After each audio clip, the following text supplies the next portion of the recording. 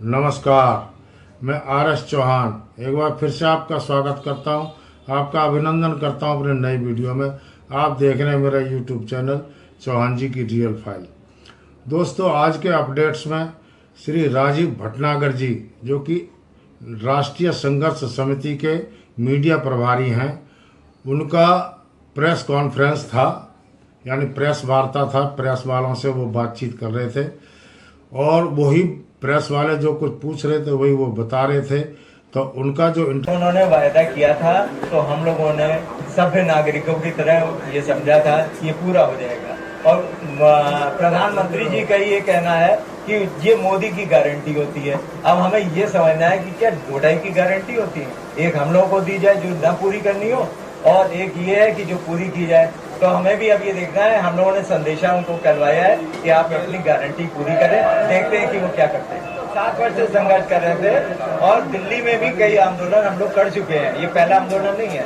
इसी जंतर मंतर पे और इसी रामलीला मैदान पे हम लोग 2-3 बार आंदोलन पहले हो चुके हैं। 2017 से कर रहे हैं और ये पहला आंदोलन नहीं है। हम लोग कोई वो बरसाती कीड़ा नहीं है कि जब वो हुआ तो चुनाव से हमसे क्या मतलब। हम तो रोज की परेशानी है। 200 पेंशनर एवरेज जो है उनकी डेथ हो रही है। हम तो उनके लिए संघर्ष कर रहे हैं।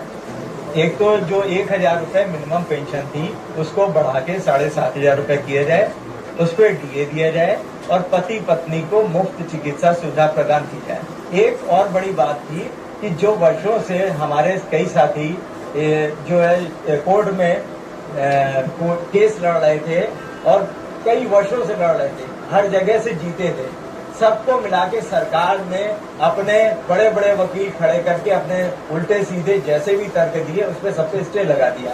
फिर भी लड़ाई चलती रही कोर्ट में और 4/11/2022 को सुप्रीम कोर्ट ने डिसीजन दिया 3 बेंच की उसमें कि इनको जो है हायर पेंशन दी जाए सभी पेंशनर्स को। पर ईपीएफओ ने उसमें इतने अड़ंगे लगा दिए हैं कि इतनी ज्यादा फॉर्मेलिटीज पूरी करनी है। वो अभी तक ये नहीं बता रहा है कि आपको कितनी राशि वापस करनी है। ये तो कह रहा है कि ये राशि वापस करिए, पर आपको पेंशन कितनी मिलेगी ये नहीं बता रहा है। और इतनी फॉर्मेलिटीज हैं कि कोई भी पेंशनर पूरा नहीं कर पाएगा। बिरले होंगे उनको हम लोग अवार्ड देंगे जिनको हायर पेंशन हाई कोर्ट के थ्रू और सुप्रीम कोर्ट के थ्रू मिल जाएगी। पेंशन फंड में है ईपीएफओ के पास, उस पर 60,000 करोड़ रुपए इंटरेस्ट आता है और हमको जो है उसका जो है 33% पेंशन में दिया जाता है। अगर ये 50% भी दे दें तो हमारी पेंशन बढ़ जाएगी। दूसरा, ये ओपीएस को 14% कंट्रीब्यूशन सरकार देती है, हमको देती है 1.16, वो भी एडमिनिस्ट्रेटिव चार्जेस, वो खर्चे अर्चे मेंटेन करने के लिए। अगर ये 1.16 की बजाय 5% कर दे तो भी हमको जो है पूरी पेंशन मिल जाएगी।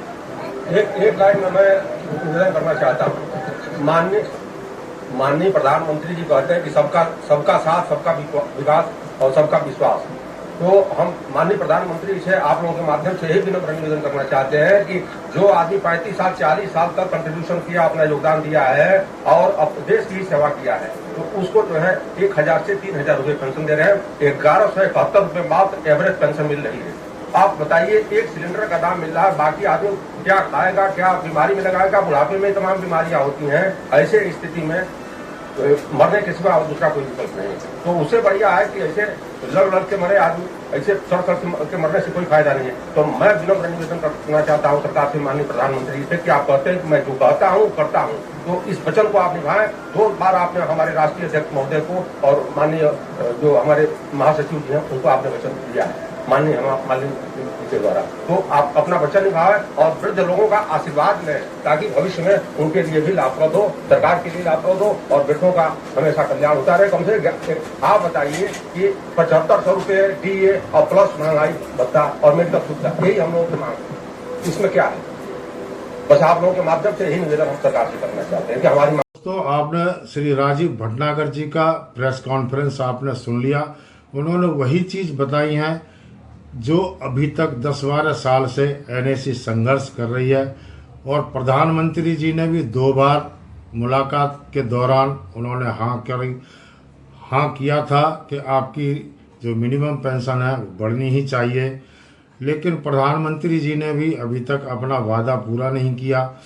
और श्रम मंत्री जी तो बार बार यही कहते हैं कि आपका काम चल रहा है और आपका मिशन मोड में काम चल रहा है, लेकिन वो मिशन मोड में कब तक चलेगा ये हमारे मंत्री महोदय बता नहीं पाते हैं कि कितने साल मिशन मोड में काम चलता है, तब जा कर के एक फाइल या एक प्रस्ताव तैयार होता है।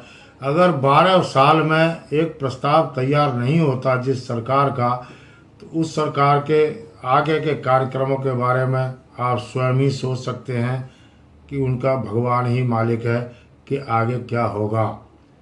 तो दोस्तों, ये प्रेस कॉन्फ्रेंस थी जिसकी जानकारी मैं आपको देने जा रहा हूँ और वही मैंने लगाई है इसके साथ। और कोई खबर अभी तक कोई आई नहीं है, ना ही कोई नए कोई कार्यक्रम की बात सामने आई है, ना ही कोई सरकार की तरफ से पेंशन वृद्धि के बारे में कोई जानकारी मिली है, ना ही एनएसी के किसी कार्यक्रम के बारे में कोई जानकारी मिली है कि स्पेशल कोई कार्यक्रम एनएसी का होगा। बाकी हर शहर में, हर स्टेट में एनएसी के कार्यक्रम चल रहे हैं, लगातार चल रहे हैं, धरना प्रदर्शन चल रहे हैं, लेकिन इससे सरकार के ऊपर कोई भी फर्क नहीं पड़ रहा है। तो दोस्तों, जब कोई बड़ा कार्यक्रम होगा तभी सरकार के ऊपर कुछ फर्क पड़ेगा, इससे तो सरकार के ऊपर कोई भी फर्क नहीं पड़ रहा है। अभी प्रधानमंत्री जी भी विदेश दौरे पर है, इसीलिए कैबिनेट की बैठक भी इस हफ्ते नहीं हो पाएगी। अगर कैबिनेट की बैठक का कुछ अंदाज़ा लगाते कि उसमें कुछ हो पाएगा तो वो भी अभी नहीं होगी। तो इसलिए अभी एनएसी का या सरकार की तरफ से ईपीएस 95 पेंशन के बारे में कोई भी नई जानकारी नहीं मिली है। जैसे ही मिलेगी आपके लिए सूचित किया जाएगा। तब तक के लिए नमस्कार, जय हिंद।